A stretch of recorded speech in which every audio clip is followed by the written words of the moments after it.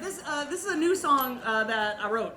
Listen, I grew up near railroad tracks, and I had a cousin that was a train hopper, and I hear stories about people who hop trains all the time. So I decided I was going to write this song about the tension of having so much freedom to go anywhere, and the things that you'd miss, like your home, and being fed, and your family, and a bed.